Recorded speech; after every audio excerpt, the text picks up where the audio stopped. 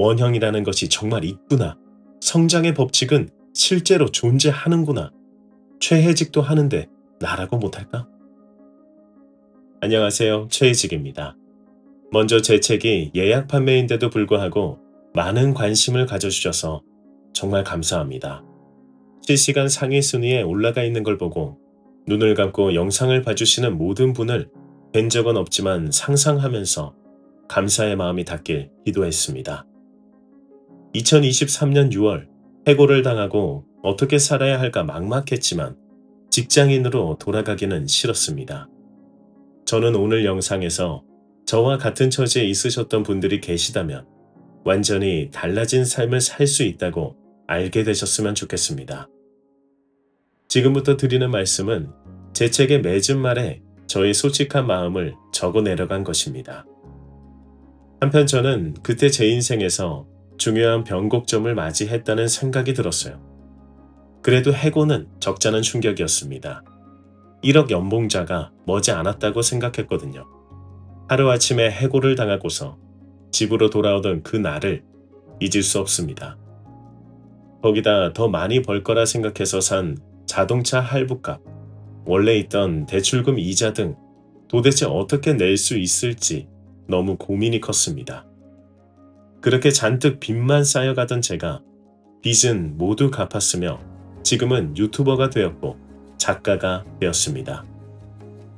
그때 기분이 축 처져 집에 있는데 회사에서 전화가 왔습니다. 대표의 면담 요청이었습니다. 해고해놓고는 왜 또 보자고 하는 걸까? 내용은 부서 이동 제안이었고 그 부서는 평소 관심은 있었지만 경험이 없는 곳이었죠. 의자에 앉아서 생각했습니다. 지나고 보니 꿈쩍 않고 앉아 6시간이나 고민했더라고요. 그때 내린 결론이 지금이 인생의 변곡점이라는 생각이었습니다.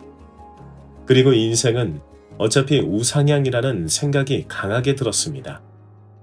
만약 지금 나의 인생 그래프가 아래로 꺾인 거라면 반드시 다시 상향 곡선을 더 가파르게 그릴 거라고 생각했어요. 그래, 한번 해보자. 결혼을 약속한 여자친구에게 상황을 설명하고 버틸 수 있는 기간은 6개월임을 밝혔습니다. 만약 6개월 동안 아무것도 되지 않으면 이력서를 쓸 생각이었습니다. 나도 그 회사는 별로였어. 매일 7시까지 들어가서 10시에 나오는 회사였잖아. 여자친구의 말이 힘이 나기도 했지만 부담스럽기도 했죠. 그 뒤로 저는 미친 듯이 무자본으로 시작할 수 있는 일을 찾았습니다. 무자본으로 할 수 있는 것은 온라인뿐이라고 생각했습니다. 먼저 뛰어든 것은 블로그였습니다. 아침에 일어나서 저녁까지 블로그 글을 5개씩 썼습니다. 블로그를 5개 개설했거든요. 그렇게 아무 소득 없이 3개월이 지나 9월이 되었습니다. 1개월 만에 애드봇이라 불리는 구글 애드센스 자격을 받긴 했지만 하루 0.1달러를 버는 상태였습니다. 어떻게 하면 0.1달러를 1달러로 만들 수 있을까? 그렇게 고민하다가 유튜브 채널을 개설하기로 결심했습니다. 블로그의 조회수를 늘려보자는 생각으로요. 그런데 뭘로 할까? 내 장점이 뭘까? 저는 회사에서 기획일을 주로 했고 요약과 정리에 남들보다 재능이 있는 것을 알았습니다. 블로그를 쓰면서 그 재능을 더 키우기도 했고요. 그래서 책을 읽고 요약 정리를 하기로 결심합니다. 제가 잘하는 분야라고 생각했는데도 어려웠습니다. 어떻게 만들어야 할지, 이 내용이 통할지, 저 내용이 통할지 모르니까요. 하지만 일단 시작해봐야 알 수 있다고 생각했습니다. 그렇게 꾸준히 한 결과 반년 만에 책을 100권 넘게 읽었습니다. 지금은 200권을 훌쩍 넘겼네요. 책을 100권 넘게 읽으니 글을 읽고 쓰는데 거부감이 없어졌습니다. 오히려 즐거웠죠.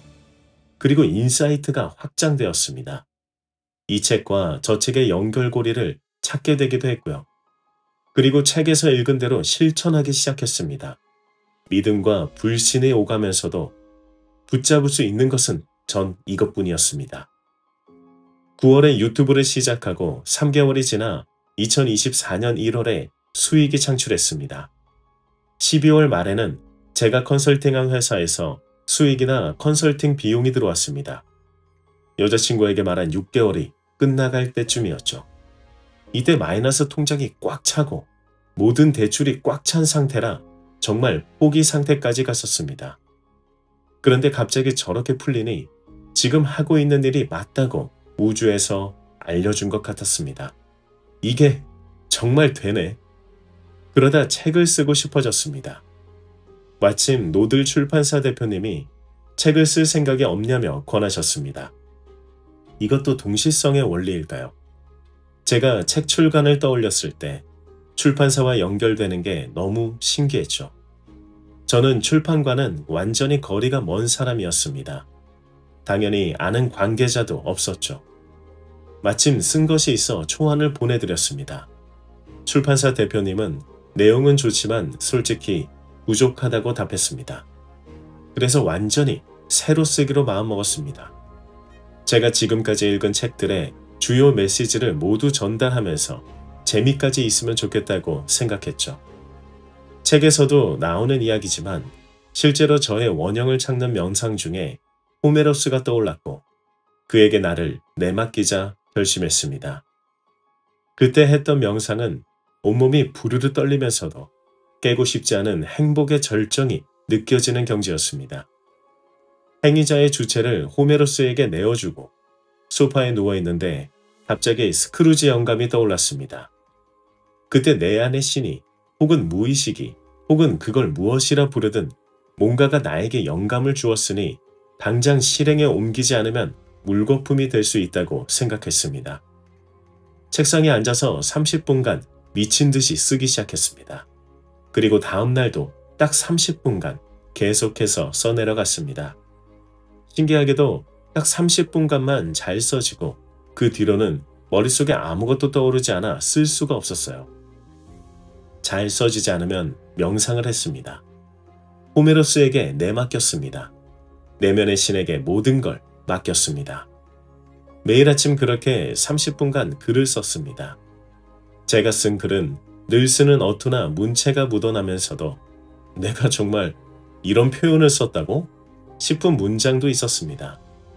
그래서 더 확신하게 되었습니다. 내면의 신이란 있구나. 내맡기는 것이 중요하구나. 원형이라는 것이 정말 있구나. 성장의 법칙은 실제로 존재하는구나. 저는 이 책이 여러분의 삶에 조금이라도 빛이 됐으면 좋겠습니다. 그리고 이렇게 생각해 주셨으면 좋겠습니다. 최혜직도 하는데 나라고 못할까? 이제 책이 예약 판매가 되었으니 오늘은 제 책의 전반적인 구성에 대해 말씀드리려 합니다. 책은 앞서 말씀드렸듯이 스크루지 영감처럼 진행됩니다. 저승사자가 나타나죠. 책은 이렇게 시작됩니다. 명상을 하고 있던 주인공이 심장마비로 죽으면서 저승사자를 만나게 되고 저승사자에게 세상에 존재하고 있는 눈에 보이지 않는 법칙들이 운영되고 있음을 배우게 됩니다. 이것들을 저승사자가 설명해주는 방식으로 진행되는데 강연처럼 진지한 것이 아니라 촐랑대는 주인공을 달래기도 하고 무섭게도 하면서 알려줍니다. 저승사자가 너무 장황하게 얘기하게 되면 주인공이 핵심을 파악하고 정리하면서 되묻기 때문에 읽으시면서 정말 이해가 잘 되실 거라 장담합니다. 그 질문 속에는 제가 자기계발 서적을 읽으며 느꼈던 앞뒤가 맞지 않는 것들, 왜 남들은 잘 나가는 것 같은데 나는 힘들어야 하는가? 나는 어떻게 살아야 하는 건가? 내 인생의 시련이 왜 있는 걸까? 잘 되긴 할까? 등등의 뼈 때리는 질문들도 있습니다. 아마도 이 질문들은 자기계발 서적을 읽으셨던 분들이라면 한 번쯤은 생각해 보셨을 겁니다. 그 질문들에 저승사자는 시원하게 답을 해주죠.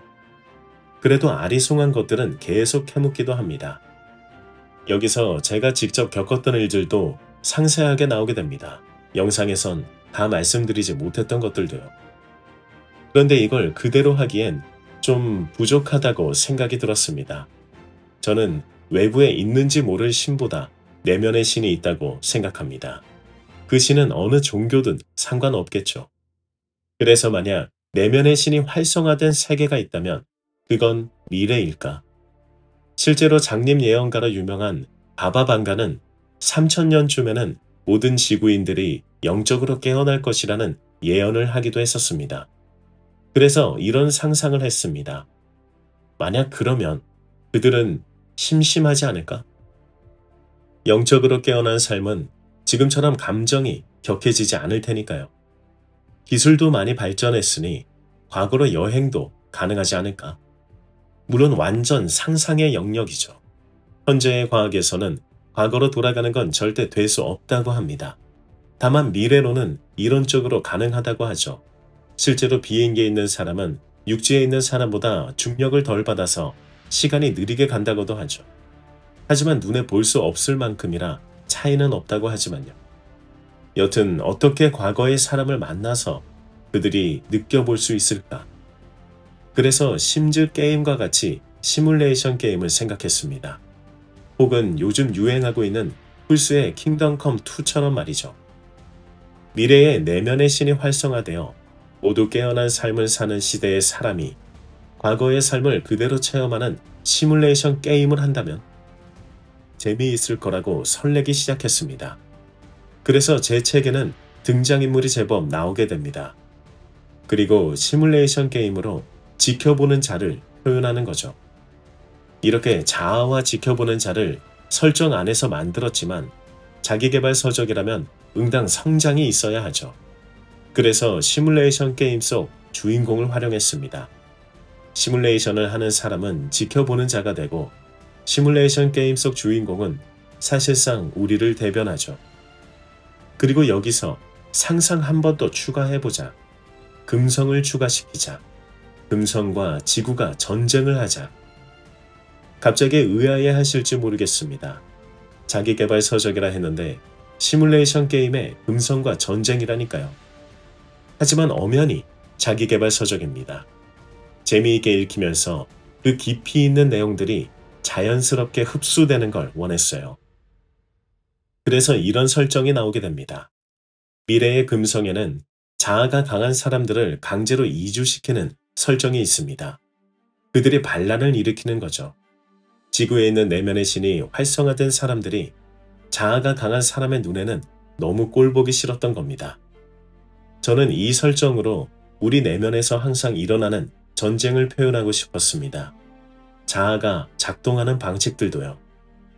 자아가 작동하는 방식을 알면 우리 스스로 감정 조절 능력이 높아질 수 있기 때문입니다. 그래서 알기만 해도 엄청난 효과를 낳을 수 있습니다. 한편 저승사자와 주인공이 세상의 법칙을 알게 되고 있을 때 미래에서 시뮬레이션 게임을 하고 있던 또 다른 주인공은 과거 사람을 그저 지켜보는 자로 경험하게 됩니다. 그리고 지켜보는 자가 보는 내면에서 또 다른 형체가 자라나는 것이 생겨납니다. 그것이 에고, 즉 자아가 되는 거죠. 시뮬레이션 게임 속에서조차 지켜보는 자와 스스로 자라난 자아가 생겨나게 됩니다. 자아에 의해서 지켜보는 자인 또 다른 주인공은 내면의 심연으로 갇히게 되고 게임 캐릭터에게 그 어떤 것도 영향을 줄 수 없는 상태가 됩니다. 에고가 자기 마음대로 게임 캐릭터를 운용하기 시작하죠. 그 사이 금성은 반란 지도자가 금성 전국을 통합시키고 지구로 공격을 해오기 시작합니다. 그러면서 지구는 엄청난 위기를 맞게 되고 시뮬레이션 속 과거처럼 다시 감정이 솟구치는 과거로 돌아갈 위기에 맞닥뜨립니다. 그들은 어떻게 헤쳐나갈까요?